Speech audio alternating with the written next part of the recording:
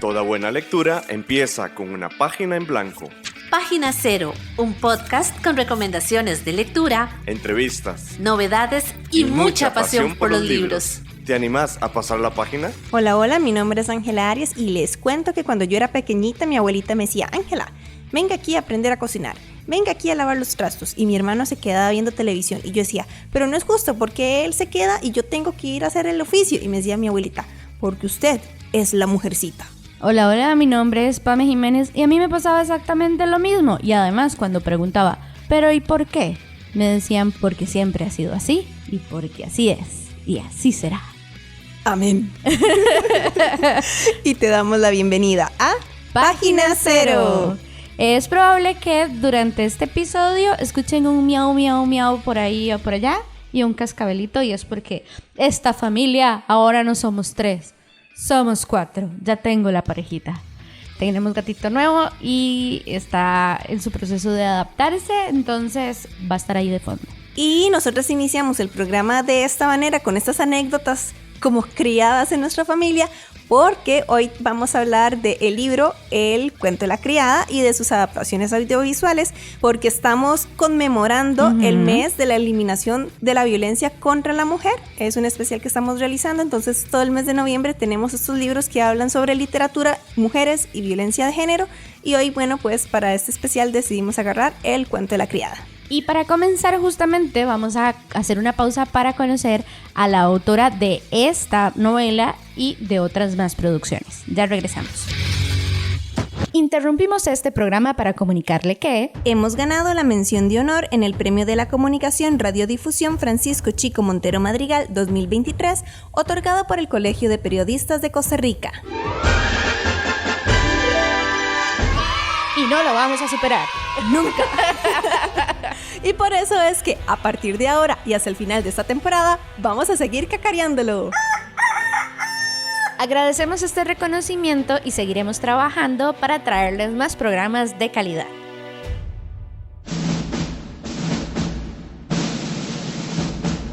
Antes de luz en la pantalla fue tinta en una página. Tinta a Luz, una sección donde hablamos de los libros y sus adaptaciones audiovisuales.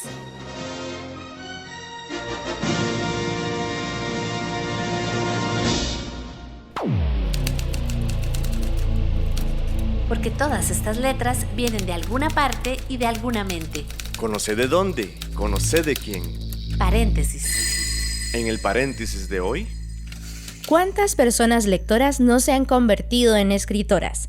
Eso fue lo que le sucedió a Margaret Eleanor Atwood, escritora y crítica literaria canadiense que nació en 1939. Atwood es considerada como una de las mejores escritoras contemporáneas. Ha escrito distopía, poesía, obras de teatro. En todas las formas, o mejor dicho, formatos, ha dado voz a aquellos temas que su entorno quería callar, y ha pronunciado frases tan poderosas como: las mujeres no son ángeles. Hay muchas mujeres distintas, pero ese no es un motivo para no darles sus derechos. A los hombres no se les pide que sean ángeles para dárselos. Y es que el arte es un camino fértil para seguir las luchas sociales. En el libro El Atlas de la Rebelión, las luchas históricas y los desafíos actuales del feminismo, resume el impacto del trabajo de Atwood y muchas otras autoras de una manera increíble. Las autoras Mabel Belusi, Dora Barrancos y María Luisa Femenías indican en el capítulo El Arte de la Rebelión que la literatura escrita por mujeres, de larga historia, invita a pensar sobre problemáticas del género, pero no cierra su campo de acción a estos temas. Este tipo de escritura permite pensar un contexto histórico, la división de clases e incluso la propia humanidad. Títulos hay muchos: La mujer comestible, Resurgir, Los testamentos, La semilla de la bruja. Escoge el título que más te llame la atención, pero tené por seguro que cualquier libro que venga de la mente de Atwood es una excelente elección. Seguí con nosotros en Página Cero para hablar un poco más sobre El cuento de la criada de Margaret Atwood. Es hora de pasar la página 0. Muchísimas gracias por seguir con nosotros en Página 0. Vamos a hablar sobre el cuento de la criada. Empecemos por cómo supimos de la existencia de este libro. Yo me acuerdo que fue un pronto a otro que empezó todo el mundo a hablar de él. Fue un boom. Ajá. Creo que tuvo que ver justamente con el anuncio de HBO, si no me equivoco, que estaban anunciando la producción y por eso volvió a salir a la luz el libro, porque si no me equivoco, este libro ya tiene bastante tiempo publicado. Sí, yo lo había escuchado que estaba como de hace unos añitos.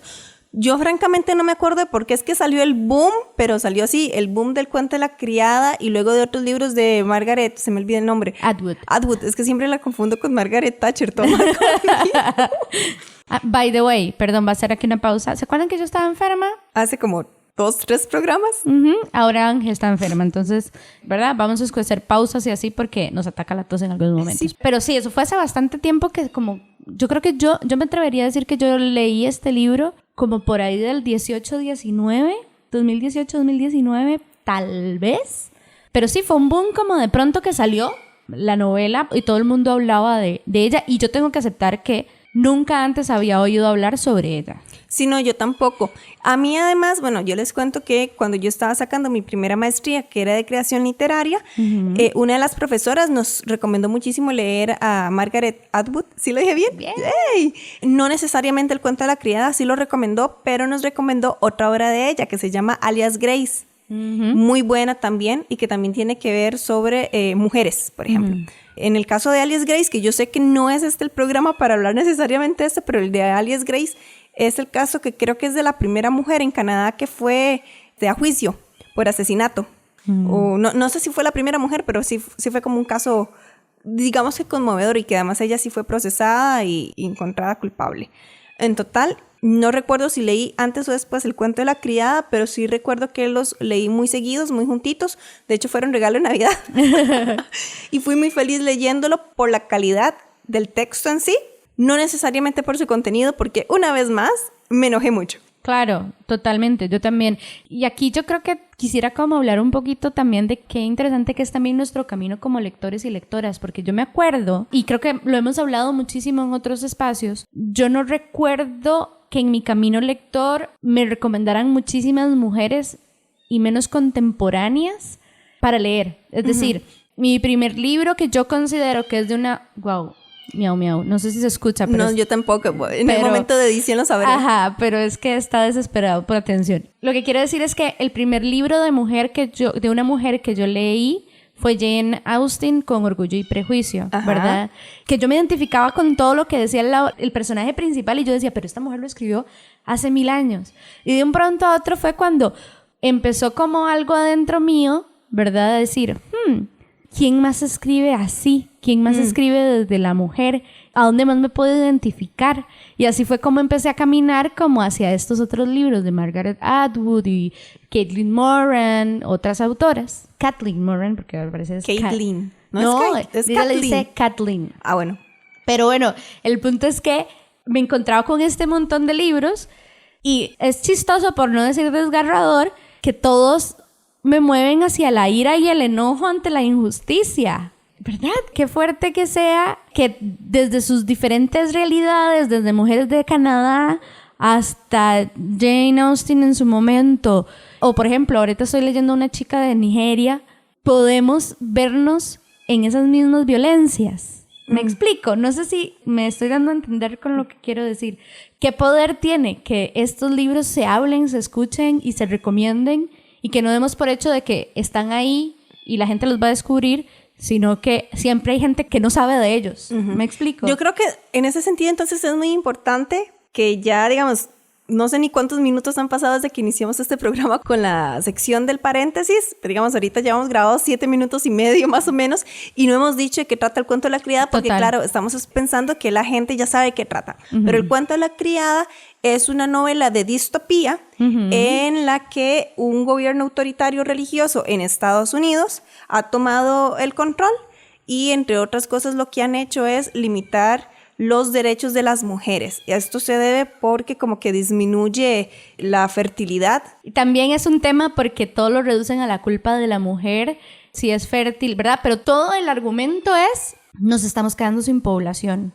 tenemos que hacer algo porque es como una especie de epidemia. Y es un castigo divino. Exacto. Dios nos vio que hicimos todo este desmadre y nos estamos extinguiendo, entonces tenemos que hacer algo para eso, ¿verdad? Entonces, en Gringolandia, la solución que encuentran es que suba un poder religioso autoritario, dictatorial al gobierno. Y parte de las medidas que toman es limitar los derechos de las mujeres, digamos, ya no tienen derecho a trabajar, ya no tienen derecho a sus propios ingresos, a tener una cuenta en el banco. Tienen todas que o estar casadas o ser servidoras de un hombre en específico, ya sea como una sirvienta, tipo la que cocina, la que limpia, etcétera, o lo que sería una criada, que es prácticamente la concubina del hombre de la casa, que además solo los hombres de cierto poder, ¿verdad?, tienen acceso a estas criadas, que como concubinas su tarea es darles un hijo o una hija para evitar la extinción de la raza humana. Exacto. Lo que a mí más me llama la atención es también cómo volvemos a ver el poder, cómo se refleja el poder o las relaciones de poder en estas sociedades y cómo nos convierten a las mujeres en nuestras propias enemigas, porque eso que vos decías, existe una clasificación de la mujer y existen procesos en donde las mismas mujeres oprimen a otras mujeres bajo una justificante o bajo la única representación de poder que tienen porque se les asigna. Me voy a explicar. Yo estoy maldita y no puedo tener un hijo, pero yo soy la esposa de este hombre y yo valgo más que vos porque vos nada más sos el cuerpo que me va a traer al niño que yo no puedo tener. Y tengo un poder sobre vos, ¿verdad?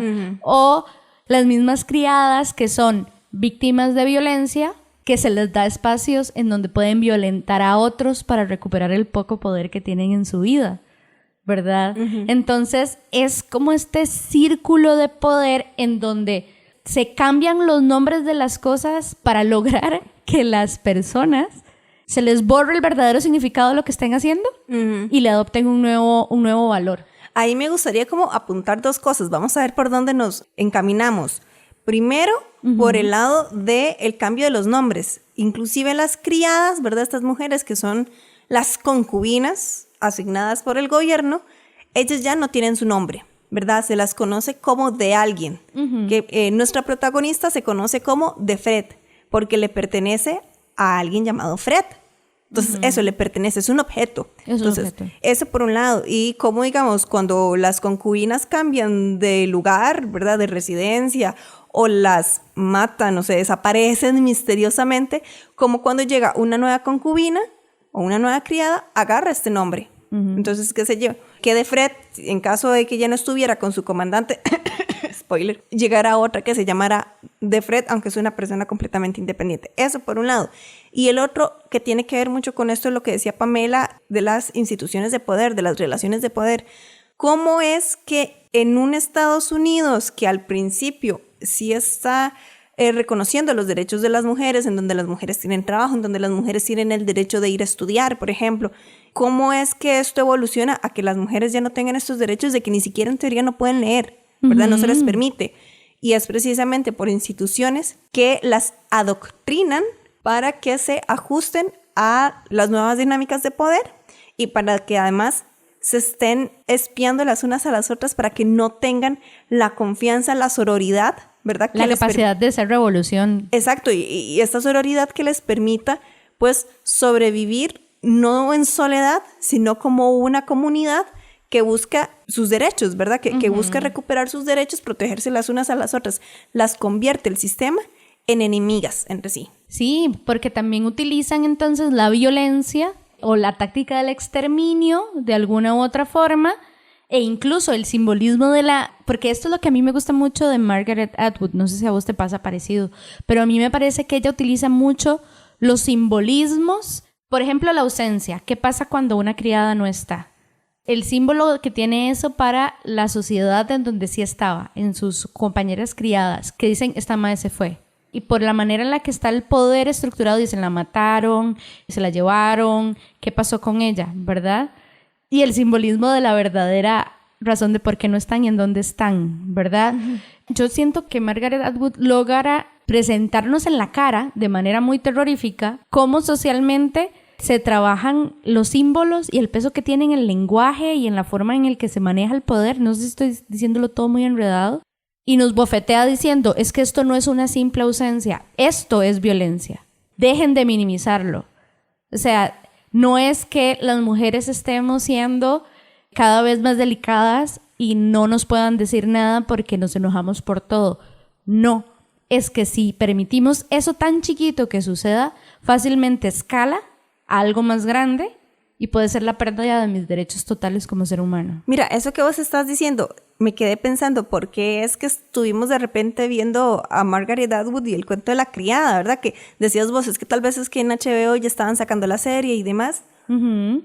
No sé, y puede ser que me equivoque y ahorita no le quiero preguntar a Google, pero yo creo que por ahí también estaba concordando las elecciones presidenciales en Estados Unidos en las que quedó Donald Trump como presidente. Estaba tal vez como por esa época. Maybe. Y sí, claro, digamos, Donald Trump llega al poder y se empiezan a hacer muchos cuestionamientos alrededor de los derechos de mujeres, de negros, de latinos, de personas LGBTI. E incluso en nuestro contexto nacional.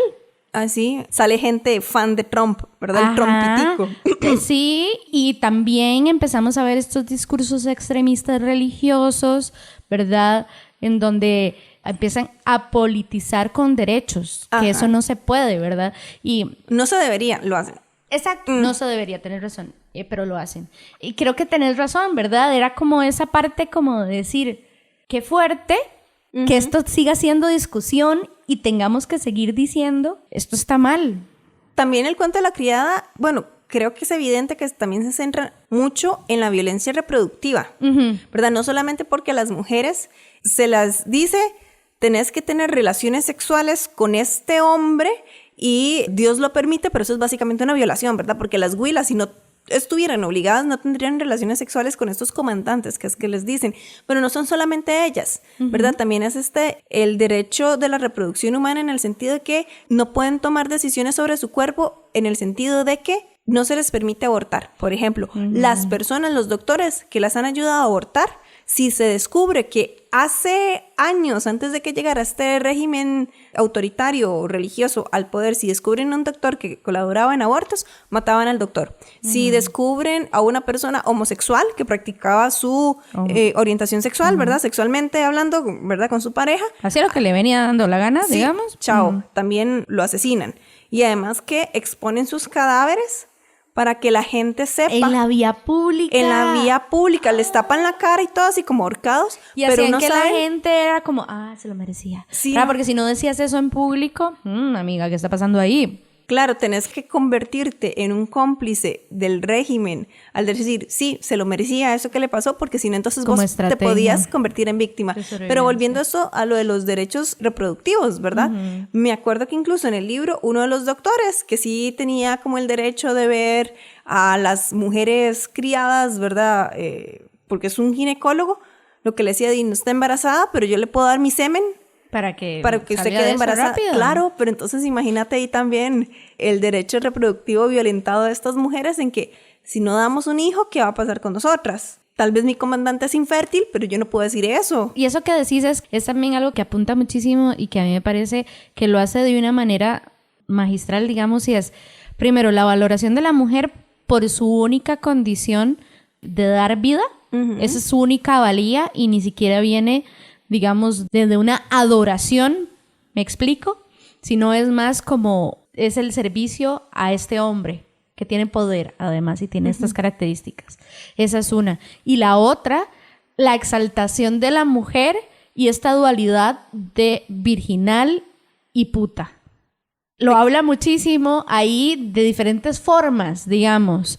Incluso en los actos, digamos, sexuales que tienen que tener, en donde, por cierto, está el Señor Todopoderoso, nótese mi sarcasmo, la esposa infértil y la criada en medio del ritual, porque son rituales de violación conjunta. Claro, y además es que está súper justificado en la religión, porque antes de que inicie el ritual de apareamiento, básicamente, hacen una lectura en pasaje bíblico, ¿verdad? Entonces así lo están justificando. Dios lo permite. Y ninguna persona involucrada, mujer, puede demostrar placer durante la relación sexual. Ahí es a donde hablo un poco de la dualidad de mujer Y puta, aunque la novela lo lleva más allá también. Lo loco es que Margaret Atwood nos lo presenta como una distopía, una condición ¿Qué más va a ser? Es una distopía completamente para Total, nosotras. Para nosotras. Pero ahí es donde está lo loco y lo fuerte de... Es que me enoja mucho, entonces digo muchas malas palabras, pero si nos descuidamos, la distopía puede ser la realidad y es la realidad para muchas, solo que no lo estamos viendo. Pero yo creo que eso es como parte del objetivo de este tipo de literatura. Total, ¿verdad? Pamela, ¿qué tal si hacemos una pausita? Claro que sí. Vamos a hacer una pausa porque ya hemos hablado mucho de el libro como tal, lo que habla y tal, pero como este es un tintaluz, también tenemos que hablar de la producción y de qué nos pareció lo que vimos en la serie de televisión. La serie. Exacto. Entonces vamos a ir a una pausa chiquita y ya regresamos. Página Cero es una producción gratuita para amantes de los libros. Pero para mantener el podcast necesitamos una ayudita. Por eso te agradecemos que escuches esta pausa publicitaria. Ya casi volvemos con más lecturas. No solo de libros vive el lector. Ni la lectora. Si te gusta Página Cero, por favor considera apoyarnos con tu patrocinio en Patreon. Así tendrás acceso temprano a episodios especiales del podcast y a contenido exclusivo para mecenas. Al mismo tiempo, nos ayudas a mantener este proyecto con vida. Encontrá más información en nuestro sitio web pg0.com o visitar directamente el sitio www.patreon.com/pg0. Es hora de pasar la página cero. Me hace daño contarlo una y otra vez. Con una fue suficiente. ¿Acaso no lo fue para mí en su momento? Por eso sigo con esta triste, ávida, sórdida, coja y mutilada historia. Porque después de todo quiero que la oigáis, como me gustaría oír la tuya si alguna vez se presenta la oportunidad. Si te encuentro o si te escapas, en el futuro o en el cielo, en la cárcel o en la clandestinidad, en cualquier otro sitio. Lo que tienen en común es que no están aquí. Al contarte algo, lo que sea, al menos estoy creyendo en ti, creyendo que estás allí, creyendo en tu existencia. Fragmento de El cuento de la criada de Margaret Atwood.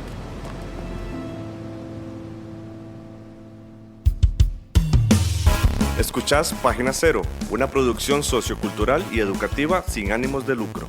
Todo el material empleado, como música, libros, extractos de audios y demás, se utiliza con propósitos de comentario, crítica, educación e investigación.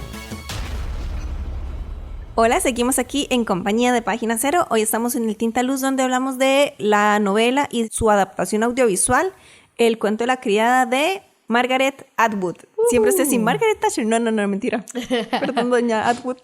Nosotras vimos el episodio número 1. Sí, de la serie. De la serie. Yo tengo que decir que no lo vimos todo, al menos yo, Ángel Arias, no la vi toda, porque a lo que tengo entendido se aplazó demasiado la serie, va más allá de lo que cuenta la novela, y eso como que van manteniendo la serie porque pegó y no la dejan morir, y a veces hay que dejar morir las adaptaciones audiovisuales con dignidad. Entonces digamos que por eso es que no la quise ver, no me quise enganchar y luego decepcionarme, y además de que tendría siempre presente el libro en mi cabeza. Es inevitable que una tenga como referencia el libro, aunque es claro que es una adaptación. Me explico, son lenguajes distintos, formatos diferentes.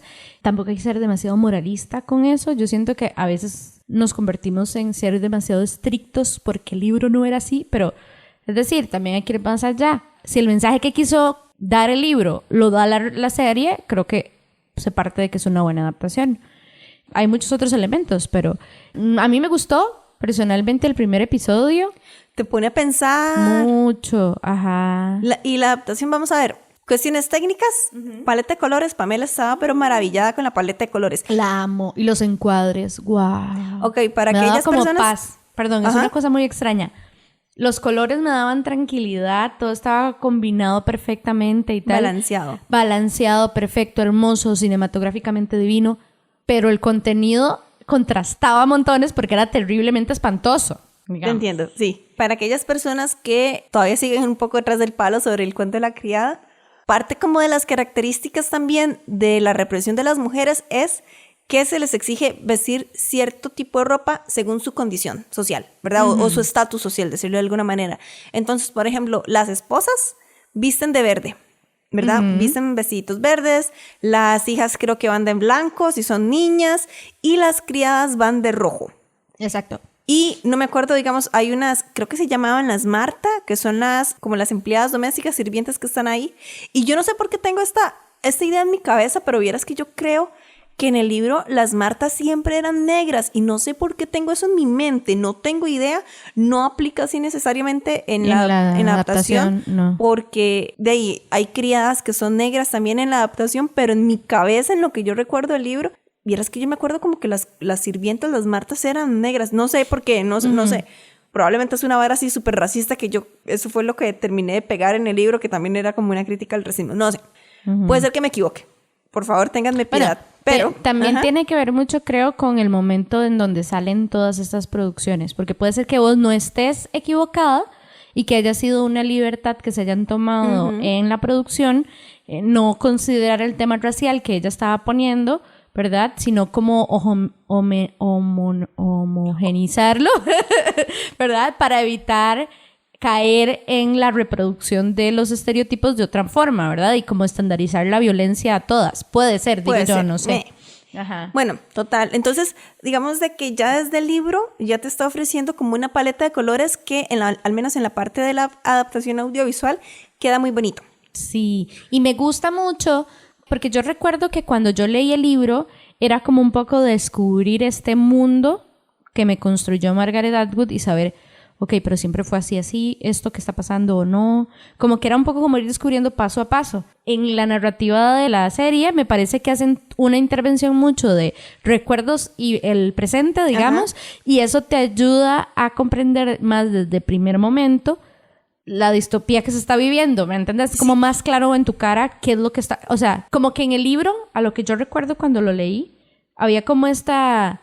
suave un toque, esto siempre fue así, ¿a partir de qué momento? Porque era como en el momento de ella como criada y en la serie como que te ayudan más a ubicarte contrastándote como era antes y como es ahora a través de recuerdos de nuestro personaje principal. Yo pienso, digamos, de que al menos en la parte de la adaptación audiovisual juegan claramente con la narración del presente y el uso de flashbacks. Muy bien. Ahora, en la novela también utilizan recursos semejantes. Lo que pasa es que es un monólogo interior. Que, por cierto, Pamela, si nos ponemos a pensarlo, los libros que estamos realizando para este especial de noviembre, todos son monólogos interiores. ¿Vos te diste cuenta de eso? No me había dado cuenta. Sí, bueno, les voy a dar un adelanto, ¿verdad? Por si acaso no lo habían escuchado. Razón. El primer programa hablábamos con Emilia Macaya. Y una de las cuestiones que ella nos decía, las características, por ejemplo, de la literatura costarricense es mucho el monólogo interior, o de la literatura de mujeres, más que nada, monólogo interior.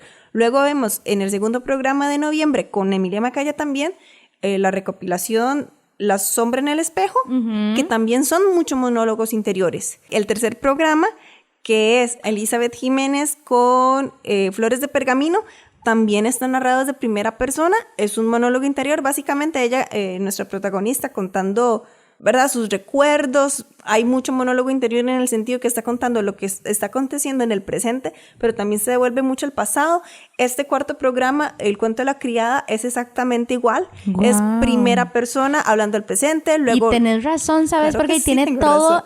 Por supuesto que sí. Y tiene todo el sentido, porque si vos te pones a pensar desde dónde viene el cuestionamiento, desde el diálogo interior. Ajá. Como porque no lo puedes decir en voz alta. Como empezamos este episodio diciendo que cuestionábamos que por qué teníamos que ser nosotras las que limpiábamos, desde dónde venía ese cuestionamiento, desde nuestra cabeza, nuestro interior. ¡Guau! ¡Full circle! Exacto, exacto. Total. Les adelanto que más en los próximos 2 programas también viene mucho monólogo interior, porque, digamos, voy a adelantarlo, en el próximo programa vamos a hablar de En el tiempo de las mariposas, un libro de Julia Álvarez, y si bien es cierto, creo que hay alguna que otra partes de la novela en que están en tercera persona, ¿verdad? Un narrador omnipresente. Muchas de esas narraciones también son como desde el punto de vista de diarios y de las mismas protagonistas, ellas mismas contando su historia. Claro. Monólogo interior. Y el último episodio de este especial es un ensayo y es la autora hablándonos desde su punto de vista. Es ella la que nos está hablando del tema. Entonces, monólogo interior. Monólogo interior. Y qué importante que ese monólogo interior salga a la luz, porque así nos damos cuenta que no estamos locas. Es que nunca estuvimos locas. Nunca nos dijeron estuvimos siempre locas. que estábamos locas. ¿Cómo se llama? Gaslighting. Gaslighting. Sí. Bueno, volviendo a esto del monólogo interior y cómo sirve también para hacer el uso de los flashbacks, ¿verdad? Entonces, tenemos esta Willa, la protagonista de Fred, que por cierto, en la novela nunca se dice cuál es el nombre de ella. Había como había como muchas teorías saltando de cuál era el nombre de ella. Le dieron un nombre al final del primer episodio de la serie, lo cual a mí particularmente, vieras que me decepcionó. Me hubiera gustado que mantuvieran el misterio, ¿verdad? Como formaba parte del encanto. Claro, porque le quitaba identidad, entonces era como una más del montón, una criada. El título era criada. Exacto. ¿Qué estaba diciendo antes? A few moments later. Ya recordé lo que estábamos diciendo. Okay.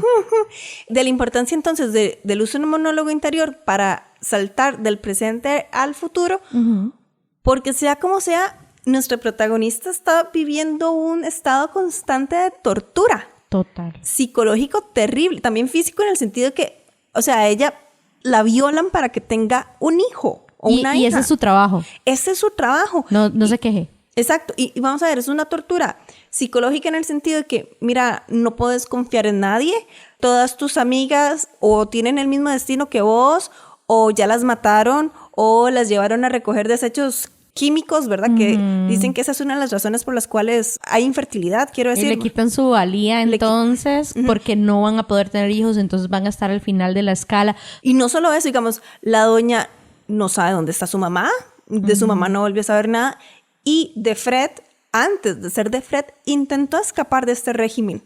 Perdió a su esposo Luke en esta huida, perdió a su hija. Y a una hija nena. Una bebita. En una sociedad como esta, ¿verdad? En donde va a tener el mismo, si se mantiene, va a tener el mismo futuro que ella. Yo no sé si se va a mantener así tal cual, porque a lo que yo recuerdo, a la hija sí la adopta una de las familias comandante y tal, pero claro, ahora la niña o se convierte en esposa. Va a tener un rol dentro de este juego perverso. O quién sabe si la niña resulta que también es medio revolucionaria y termina convirtiéndola en criada, ¿verdad? Dependiendo de su valor de lo que vaya a demostrar a lo largo de los años. Y lo fuerte que es la normalización también, porque es decir, lo más fuerte, creo yo, de la novela es que nuestra protagonista tuvo sus derechos y los perdió.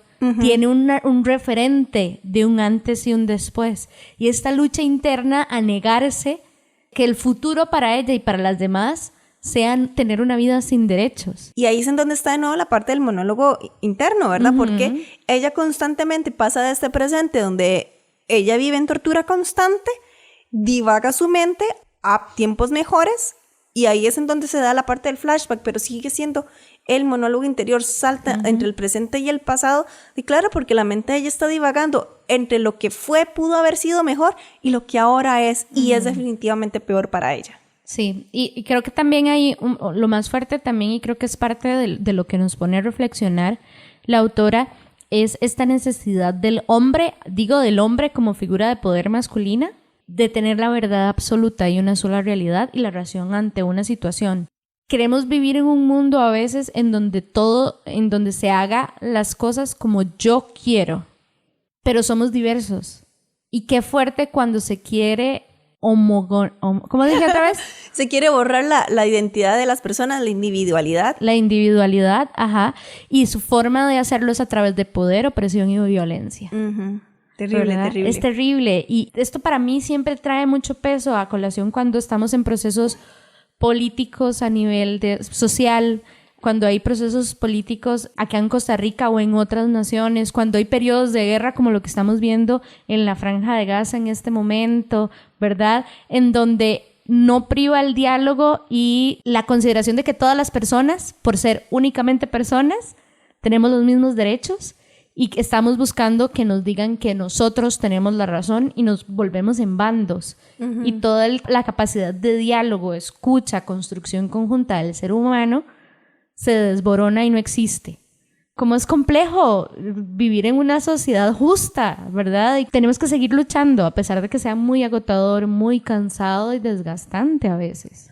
Hablando todavía sobre la adaptación, yo personalmente, como les decía, yo no voy a seguir viendo la adaptación audiovisual, aunque empiece muy buena, no lo niego, me parece que empieza súper chiva. Es muy chiva. Una de las razones por las que no quiero seguirlo, les decía, era porque como que se extendió más allá de lo que ya es la culminación del libro, y a mí particularmente me gusta mucho cómo termina la novela. A mí también. Porque termina con este rasgo de esperanza. Verdaderamente no sabemos cuál fue el final de la historia de Fred, no sabemos cuál es este final, pero sí sabemos de que el final de la novela en sí ocurre muchos años después, cuando se está haciendo un análisis del periodo oscuro de este gobierno autoritario. Y entonces te dejamos con la esperanza de llegó a su fin. Exacto. Entonces, a mí eso me gusta mucho. Me frustra, sí, saber, yo quisiera saber en qué terminó la historia de Fred, ¿verdad? Por un lado digo, Mae, ¿cómo te fue? Lo lograste, volviste a ver a Luke, volviste a ver a tu... Mae, yo quisiera saberlo, ojalá que te haya ido súper bien. No tengo esa respuesta. Pero por lo menos sabemos que terminó. Pero sabemos que terminó. Y sabemos de que en ese momento del después de este gobierno hay esperanza porque las mujeres una vez más tienen reconocidos sus derechos. Sí, y yo creo que ahí también está mucho la perspectiva y el pensamiento crítico y digamos la posición de la autora, porque en una entrevista mientras hacía la construcción de la presentación que hicimos al inicio, la entrevista que yo menciono, la autora decía, yo estoy como parafraseando, resumiéndolo, pero lo que se dice popularmente de todo pueblo que olvida su historia está condenado a volverla a vivir. Yo tengo una frase que a mí me gusta mucho compartir con mis estudiantes. No me acuerdo ahora quién, es un mae el que la hizo y yo no sé qué hace él con su vida porque lo he googleado y no lo encuentro. Sin embargo, la frase de él a mí me gusta mucho. Dice, el hombre inteligente es el que aprende de sus propios errores. El hombre sabio es el que aprende de los errores de los demás. Dejemos por un lado que utiliza la palabra hombre y no persona, ¿verdad? Que entonces digo, no. Yo voy a ser inteligente y voy a ser sabia, ¿verdad? Ajá. Pero a mí me gusta mucho esta frase porque libros como este del cuento de la criada nos permite aprender de errores de personajes ficticios, pero que de alguna manera te están hablando de la hora. Entonces hablábamos antes de, por ejemplo, de la llegada del poder de Donald Trump a Estados Unidos, ¿verdad? Hace unos años en Costa Rica, no voy a decir nombres, ya me puse muy política, saladas. Saladas. Ataque de todos, se dieron cuenta. Hace unos años en Costa Rica, por ejemplo, hubo cierto peligro de que llegara un grupo muy conservador y religioso al poder en Costa Rica, y ese fue el año en que hubo menos abstinencia electoral. Fue increíble porque incluso gente del extranjero, costarricenses del extranjero, se organizaron para llegar a votar a los lugares en el extranjero donde podían las embajadas y tal, y fue como la mayor participación electoral que hubo. Y eso a mí me llenó de mucha satisfacción en ese momento porque yo decía, qué chido, no nos dormimos, vimos el peligro, y parte de ver el peligro es precisamente aprovechar estrategias como la literatura, como novelas de distopía, que nos están advirtiendo de estos errores, ¿verdad? Para que no los cometamos. Y entonces a mí esa vara me encantó. Sí, y qué loco también la fuerza que tiene la cultura, el arte, me explico, en todo esto. Es decir, cuando políticamente o socialmente o como sea, la voz más fuerte es la de la discriminación, que existan espacios como la literatura, el arte y demás en donde se alce la voz ante lo que no se quiere hablar, que eso era lo que decía Margaret Atwood en la entrevista. Es que cuando yo escribí tal libro, a mí me dijeron, no se va a vender porque nadie quiere hablar de eso. Y ella era, bueno, por eso tengo que publicarlo, porque nadie está hablando de eso, porque hay que hablar de eso, porque si no, nos vamos a olvidar de que esto pasó y la gente no se va a dar cuenta. Entonces, no es que no se va a publicar porque no es el timing perfecto para las ventas. Es porque si nadie habla de eso, tenemos que hablar de ello. Lo otro también es que al menos yo escuché mucho, es que la gente exagera, no es como si fuera a ocurrir un estado autoritario, qué sé yo, en Costa Rica, o no es que fuera a ocurrir un estado autoritario en cualquier lugar del mundo y que ahora las mujeres no van a poder votar, o que ahora las mujeres solamente se las va a obligar a vestir vestidos hasta los tobillos, o que ahora las mujeres no pueden salir, ¿verdad? Eso nunca va a pasar, ya no está. Jeta. Digamos, ahorita no está pasando porque no estamos permitiendo que ocurra. Si nos dormimos, como dice el refrán, camarón que se duerme se lo lleva la corriente. Y entonces, una vez más, esos espacios de literatura son sumamente importantes para reflexionar al respecto.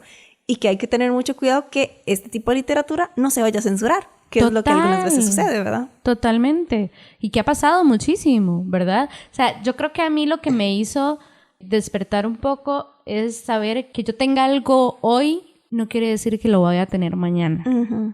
Y que yo tenga la capacidad, o que tuve la capacidad de estudiar, de, ¿verdad? Lo tengo gracias a que otras mujeres lucharon para que yo lo tenga. Y que por eso también tenemos nosotros la responsabilidad de seguir luchando. A eso iba. Para que el futuro para que mi sobrina, que en este momento tiene 4 años, pueda hacer lo que ella... mi sobrina no, mi ahijada, perdón. Tiene 4 años, que pueda hacer lo que le dé la gana y pueda ser una mujer independiente, que se sienta segura a nivel social y que la amiguita que tenga la misma posibilidad y que el nene hombre también que está a la par pueda hablar de sus sentimientos, porque todo está entrelazado. Y algo que a mí me molesta muchísimo es este discurso constante de que el feminismo odia a los hombres y nos quieren, ¿verdad? No, el feminismo odia el patriarcado es un sistema y los hombres también son víctimas del patriarcado. Total. Entonces, ¿cómo dejar de plantearnos como lo hicieron en La Criada, de enemigos unos con otros, y ver que esto es un sistema completamente espantoso, que nos enreda y normaliza ese odio entre unos y otros, lo normaliza. Estamos en la red. Búscanos en Facebook, Twitter, Instagram y YouTube. En estas redes sociales nos encontrás como PG0. Bueno, muchísimas gracias entonces por habernos acompañado en este programa de Página Cero. La próxima semana vamos a seguir con este especial dedicado al Día de la Eliminación de la Violencia contra la Mujer, que lo estamos dedicando básicamente a hacer como análisis de libros donde se violenten los derechos de las mujeres, donde esté haciendo una crítica de esto. Y la próxima semana, de hecho, vamos a tener el libro En el tiempo de las mariposas, que es de Julia Álvarez y que trata sobre un hecho histórico que fue el que generó la creación de este día. Así que si quieren saber más, un poquito de historia y demás, los esperamos la próxima semana para que se amplíe su lista de libros por leer, claro que sí. Nuestras redes sociales son en Facebook, Twitter, YouTube y Patreon. Además estamos como PG0 para que nos vayan a buscar. En Instagram estamos como PG0CR. Acuérdense que el 0 es con letras, ¿ok? No con números. Y también tenemos un sitio web, pg0.com. Muchísimas gracias por habernos acompañado y si tienen dudas, en pg0@gmail.com estamos disponibles para que nos las hagan llegar y también que nos den recomendaciones de libros. Por favor y gracias. Bueno, que tengan muy bonita lectura y les esperamos la próxima semana aquí en Página Cero. Bye bye. Para escuchar más episodios de Página Cero, visita nuestro sitio web pg0.com. Ahí también encontrarás más recomendaciones literarias para que pases la página en blanco.